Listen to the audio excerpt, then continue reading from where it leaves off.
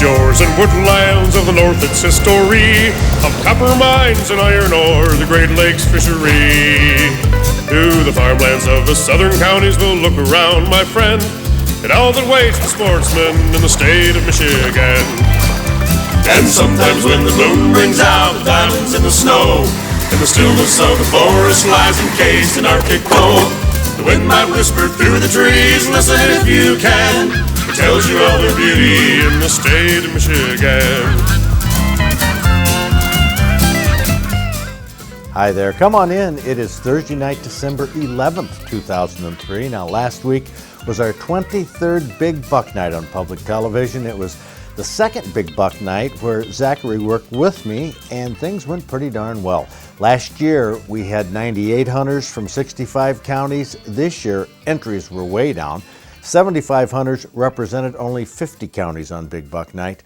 33 counties were not represented this year, and we'll be talking about this year's success in the next half hour. I'm Fred Trost. And I'm Zachary Trost.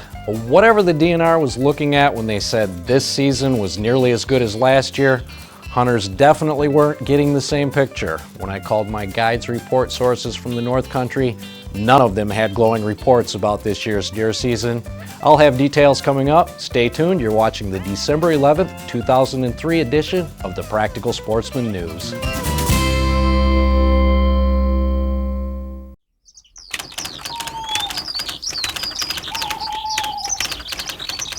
Let's look at a story on the front page of the current issue of the Michigan Outdoor News. Tom Kearney reports that cougar warning signs have been posted at the Sleeping Bear Dunes National Lakeshore.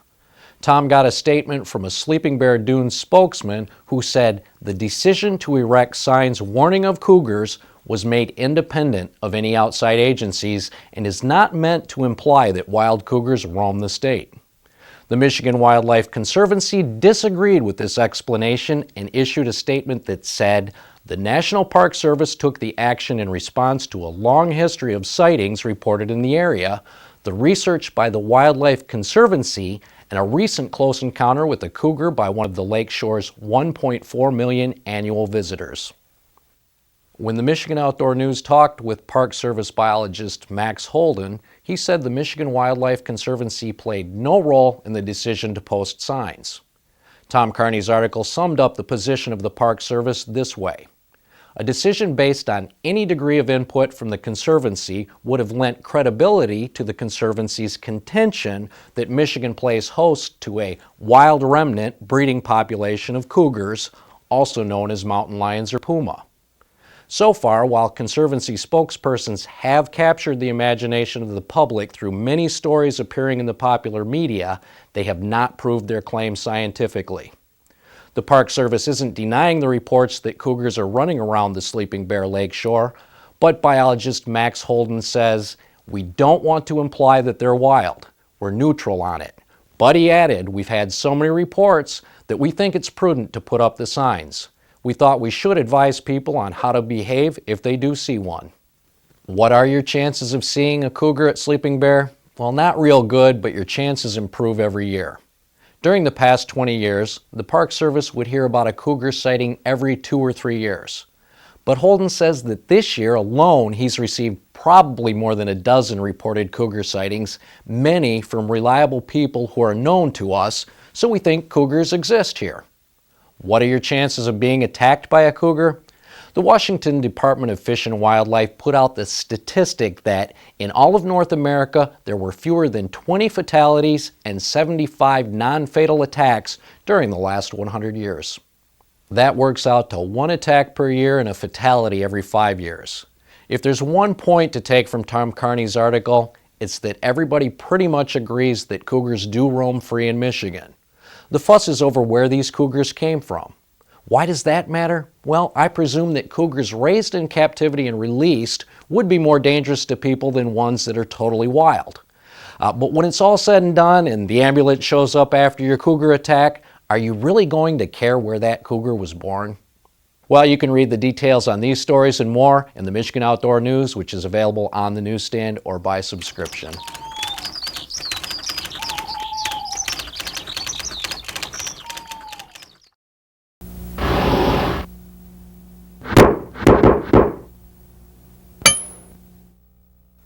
There are a couple of laws that sportsmen have had trouble living with because they don't seem logical, and they don't seem to be up with the times, and they don't seem to be based on scientific management, which is what the DNR is supposed to use in crafting hunting and fishing regulations. But the one law is the Sunday hunting ban. That has effect in a handful of counties.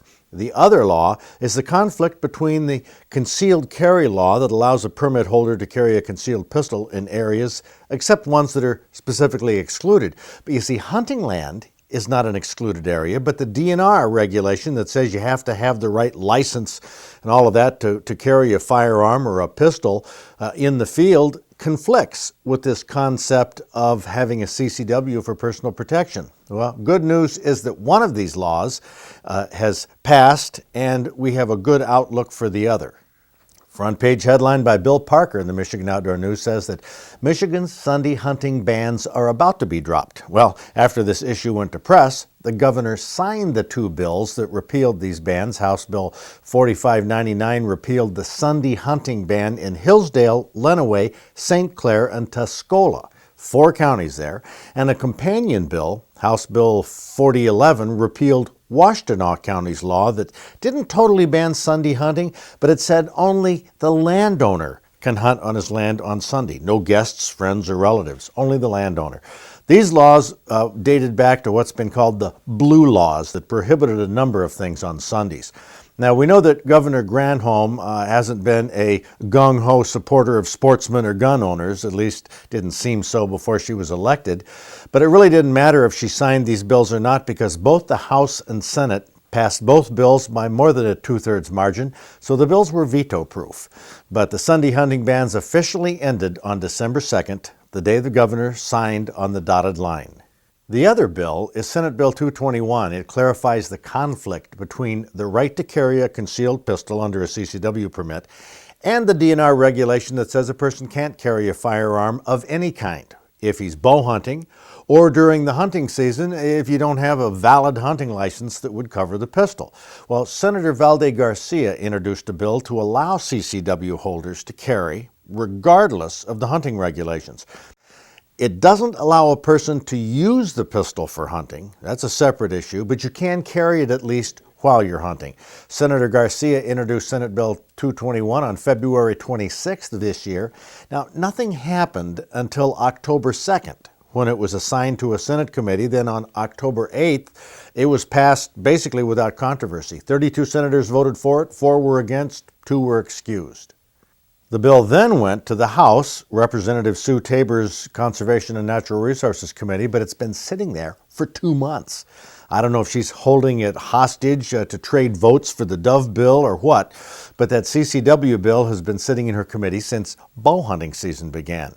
Now, I can't explain why it's stuck other than to say that it's just politics, and these shenanigans are why I take little stock in what politicians say, and that includes DNR commissioners and DNR management. I'd rather contest the bad laws they pass in court than frog around with their unpredictable and inexplicable political games. But that's Sportsman in the Law for this week. Some good news and some pretty good news, and with any luck at all, the legislature will do what's right and take care of cleaning up the nonpartisan CCW bill very soon.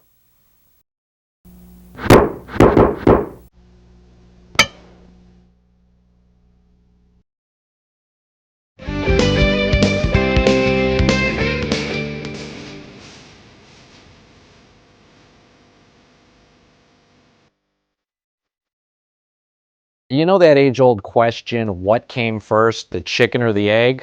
Well, how about this version? Which came first, the river or the county, or the town or the river? Well, this week's featured county in the Hall of Fame is the home of the Manistee River that flows through Manistee County and dumps into Lake Michigan at the town of Manistee. Which came first? It was the river that was first named the Manistee. Where did that word come from? Well, some say that the Indians who lived along the river used a reddish-brown ochre for ceremonial decorations of their faces and bodies, and this color was, in their language, Manistee. Another theory has to do with a loose translation of the word, which has nothing to do with Ted Nugent, but Manistee may have meant spirit of the wild. The Indians who inhabited this area valued the location highly and didn't appreciate intruders.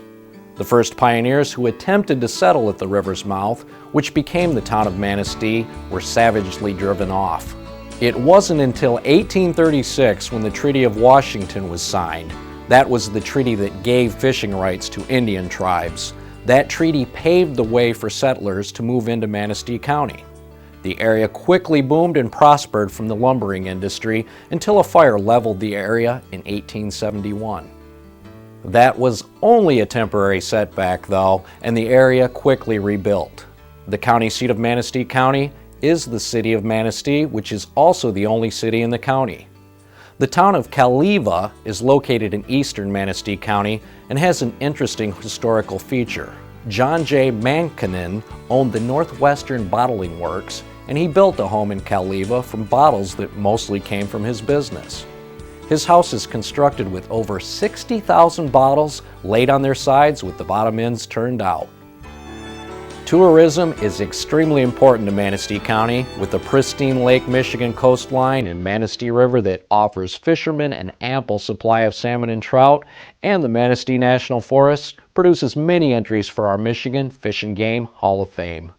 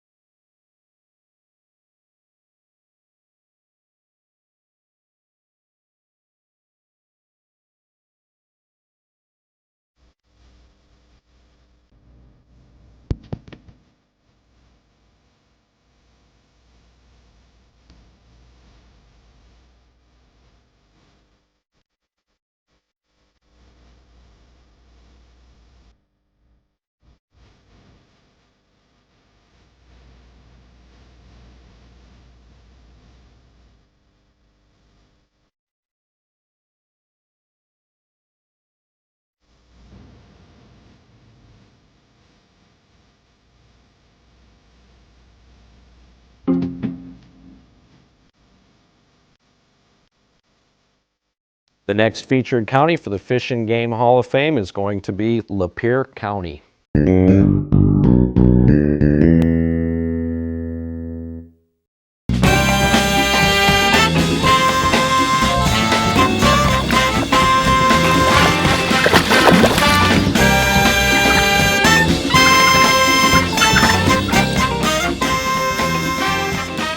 Well, we've seen some fairly good-sized bucks from Delta County, but I think this might be the biggest, most massive one. I'm not sure. It's a 10-point, 19-inch spread, 9-inch tines up in Delta County public land. Matt Kropanicki from Rockford got this on the second day of the season. Got it at noon. That is correct, about 12:30 in the afternoon, and I'd only seen one the first day, and that was about 12:30. And so I hung in there the second day and did a few grunts on my call, and he just came charging in. Took him at about 15 yards. Yeah, well, this was on public land of what kind of terrain? Well, as you can tell by his the color on his antlers, it was very much a large swamp, which is there's many of up there in the UP. Any idea why he was moving at noon? Is this because hunters were moving or what? You know, there was a full moon, and deer like to move middle of the day during a full moon. The old full moon story. Okay, well, Matt, that's a massive buck for Delta County. Congratulations. Way to go.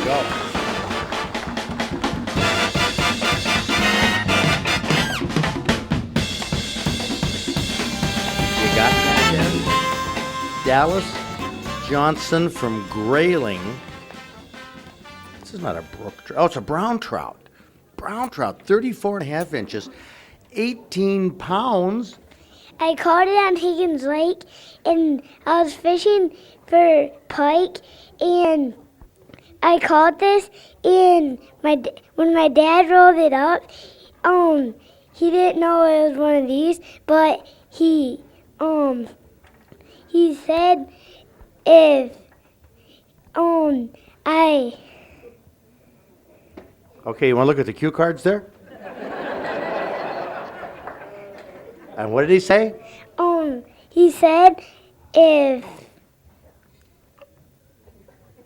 Are you sure that's what he said? Well, whatever he said, I imagine he was proud of you getting this. You were ice fishing? yeah, and I caught it on tip up. Wow. Well, look at you. Do you have your own TV show? No.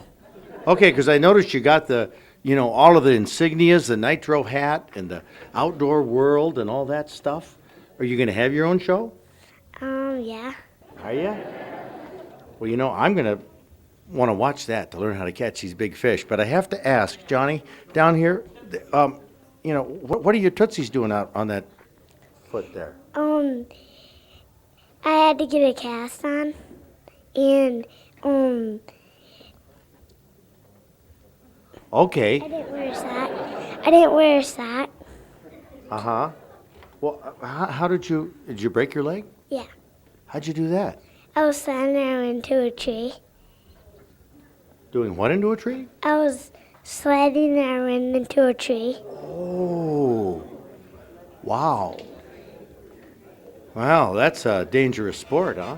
Yeah, Well, you're kind of the all-around sportsman. I know. Dallas Johnson from Grayling, congratulations. Look at that, baby.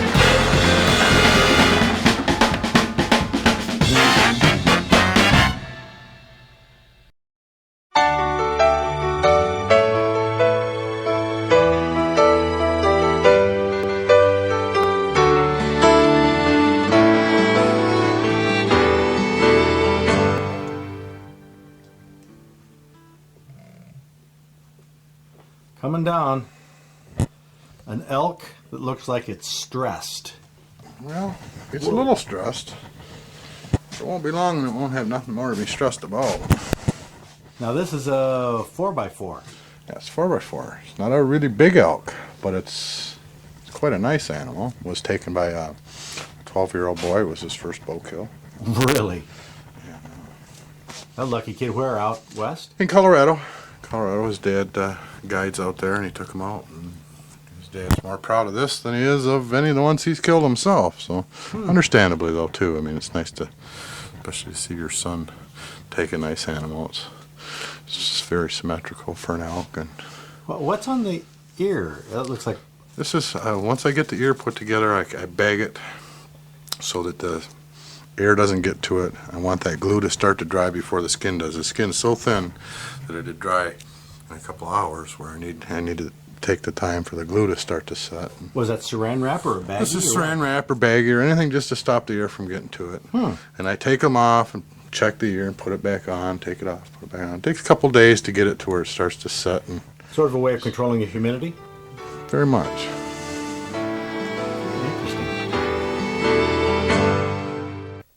This year, Christmas and New Year's both fall on Thursdays, and with the holiday specials will only be aired on the weekends for those 2 weeks. So next week, we're going to begin our series of holiday shows. They'll be entertaining, so I hope you join Zachary and I back here for Practical Sportsman News next week. No, that's during bow season. Oh, I see. Hey, Brad, down here. That's this year? Yes. Would you? Is that in this area? Out towards Whitmore Lake area. Man, that's awesome.